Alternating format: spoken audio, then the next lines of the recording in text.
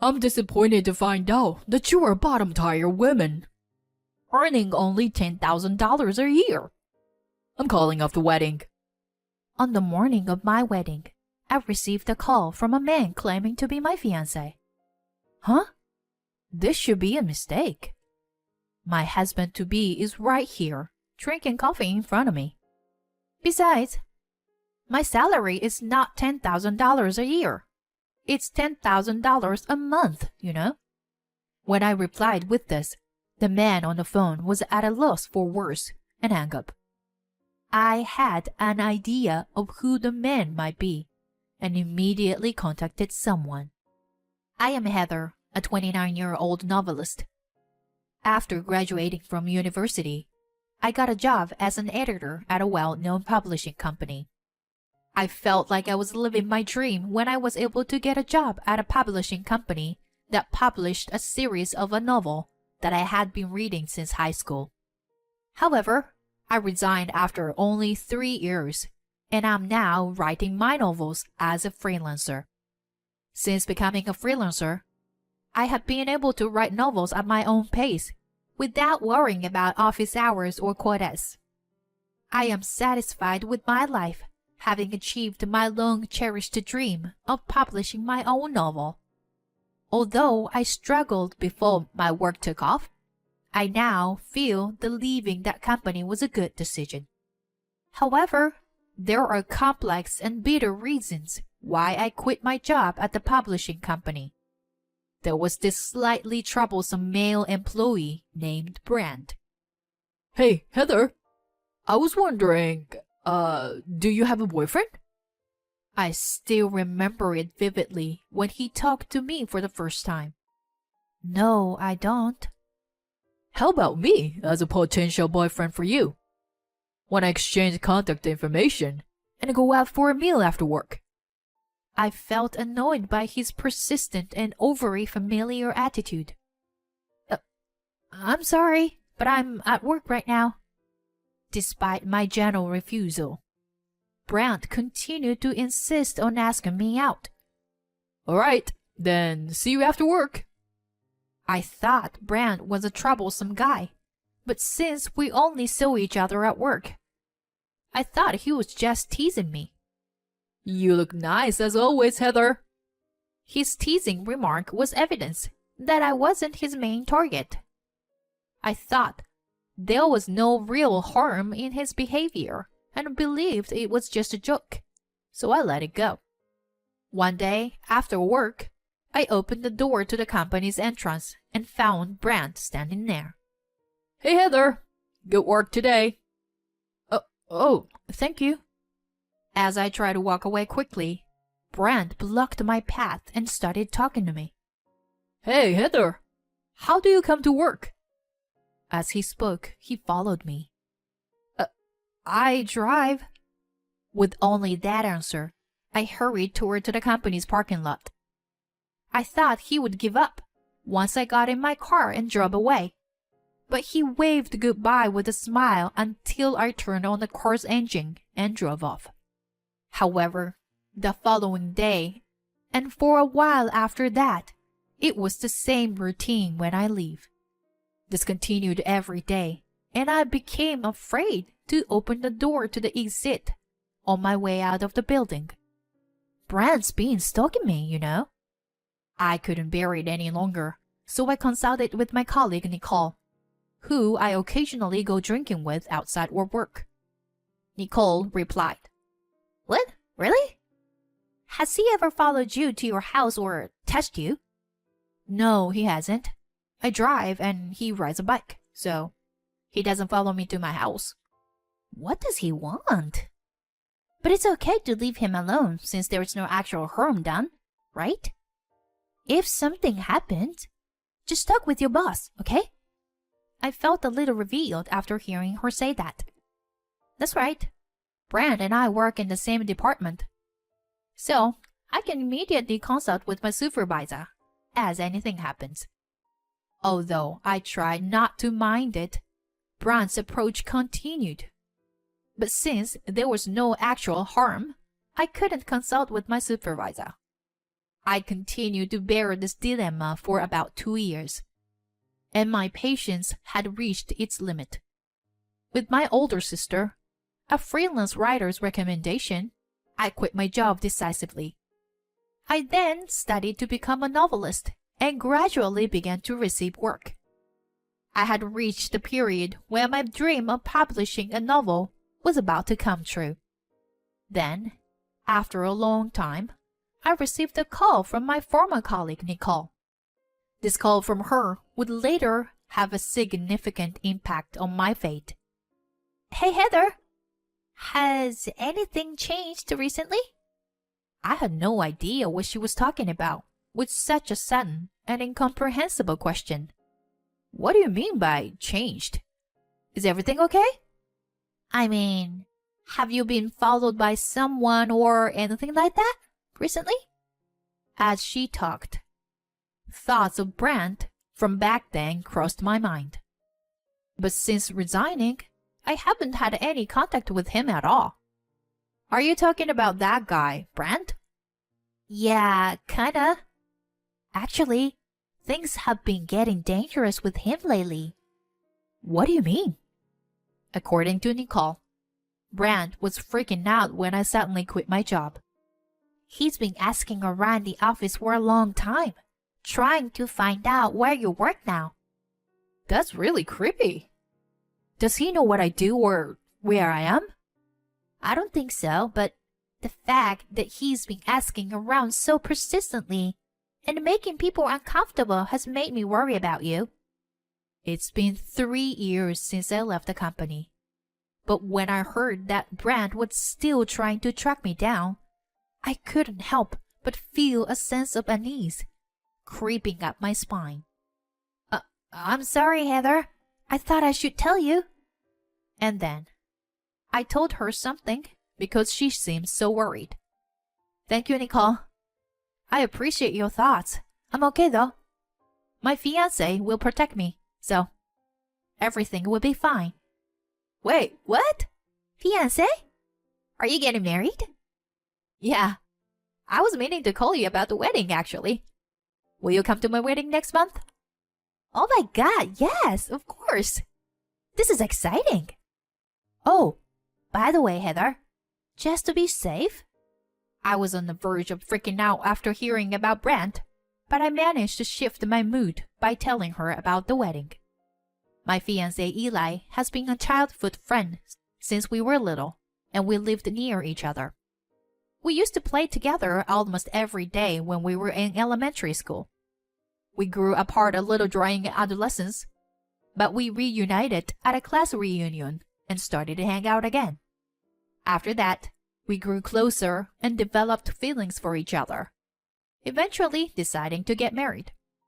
Our parents had been close friends since they were young, so the meeting was like a gathering of relatives.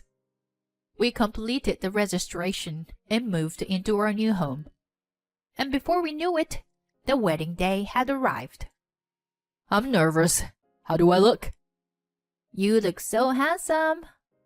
I was playing around with my husband in the dressing room when my phone rang. "You are a bottom-tier woman with a salary of only $10,000 a year. I'm disappointed. We're canceling the wedding." "Who's this?" The caller claimed to be my fiancé. But my fiancé, soon to be my husband, was sitting in front of me, sipping his coffee. "The groom is right next to me, and my salary is not $10,000 a year. It's $10,000 a month." "Huh?" The man on the phone was stunned. I had known from the beginning who was on the other end of the line. It was Brent. "How did you get my number? And who told you about today's wedding?" I asked in a cold voice I had never used before. I'm your fiancé. So, I don't think it's weird to know." From the speakerphone on the smartphone that had been switched over, Brent's voice echoed. Eli started speaking for me. "Are you the guy who's been bothering Heather?" "Who are you?" "Who are you? Heather's cheating partner?" I'll sue you. Brand seemed to have no faith in my fiancé and continued to argue. I'm Heather's fiancé, Eli. So, who are you? What are you talking about? I'm Heather's fiancé. The push and pull continued for a while until Brand finally confessed his actions. I fell in love with Heather at first sight. But she had her guard up and wouldn't give me her contact information no matter how many times I asked. So I was planning on taking my time to get to know her. But leaving without saying anything to me. That's just cruel, Heather. As Brand revealed the truth, my fiancé Eli continued. So, how did you find out Heather's contact information and about the wedding today? I called every single one of Heather's acquaintances and finally got a classmate from my school days to tell me about it. As Nicole had mentioned, Brand had been searching for me ever since I left the company. He went through all of our mutual acquaintances and finally got in touch with one of my classmates from college. Despite the fact that I had become a somewhat well-known novelist, anyone could easily have found out about my current situation with a quick search. However, the information he received about my income was clearly incorrect. His belief that he was my fiancé was already ridiculous enough, but his behavior was just too abnormal. I hung up the phone in frustration and immediately called someone else. Oh my gosh. I understand. I'm coming over there right now.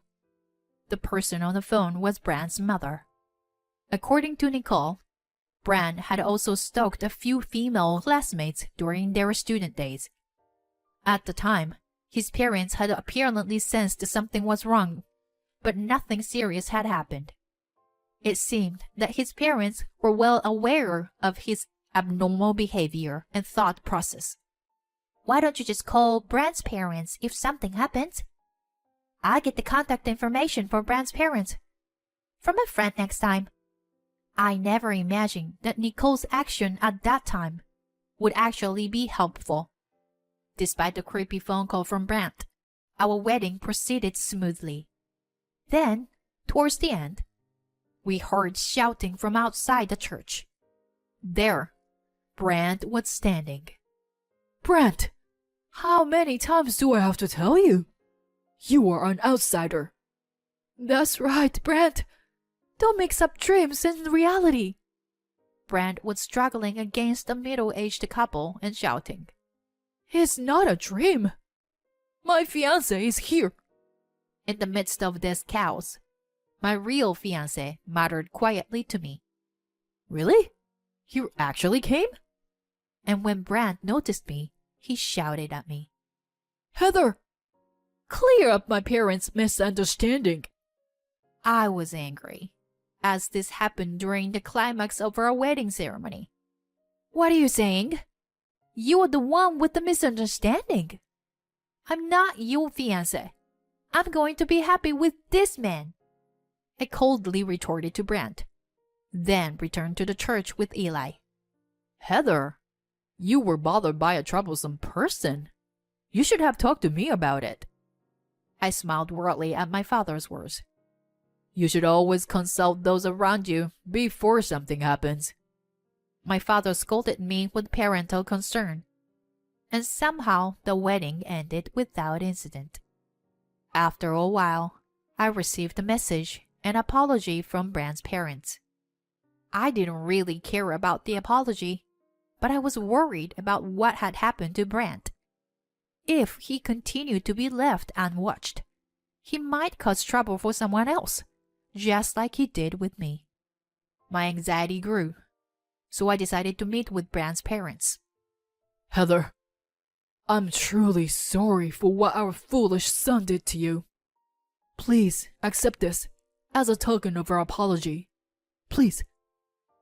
No, I can't. I politely declined, but they insisted, so I decided to accept it. According to his parents, Brand had persistently followed and caused problems for at least 3 women in junior high, high school, and this time. In junior high, his parents dealt with the situation by placing him under protective supervision. But in high school, the female student who was a victim of his stalking remained silent and transferred to another school, so his stalking behavior was only discovered afterwards. I thought he had learned his lesson. I never expected him to bother another woman, Brent's father said with a resigned expression. We've made him quit his job and entrusted him to our eldest son living in Africa. He will not be returning for a while. Please forget about our foolish son. Brent's parents apologized deeply to me, and we left. I learned that his older brother, who works as a translator for a charity in Africa, was training him in various jobs under his supervision. When I returned home and saw the compensation money that I received from Brent's parents, I was shocked. What? $20,000? This is too much. Shouldn't we return this? As I was bewildered, my husband said, I think it's okay to keep it. His parents have been manipulated by him for a long time. They were able to apologize to some of the victims, but not to all. Besides, he might be causing trouble for more people without us knowing. If you think about it that way, maybe it's better that you received a sincere apology from them. After hearing my husband's words, I reluctantly agreed. I knew for sure there were other women like me who had suffered from his sick behavior. As a final resolution, I decided to accept the money with an open heart. Although there were some ups and downs, my husband Eli and I were able to start a happy married life together. We never know what will happen in life. If we have children in the future, I hope to become parents who can sincerely apologize if our child does something wrong. I also hope to teach our children to have the awareness to apologize to others if they make a mistake. A few years after the incident, I wrote a novel based on Brent. The book became a big hit not only domestically, but also internationally, incorporating elements of suspense, horror, and romance. I was thrilled to write it and received a lot of positive feedback from readers. And now I am considering making it into a series. While spending time with my beloved husband, I continue to pursue my writing. Although it may sound strange, thanks to Brent, I was able to try a new style of writing. With this experience, I hope to lead a smooth and fulfilling life in the future.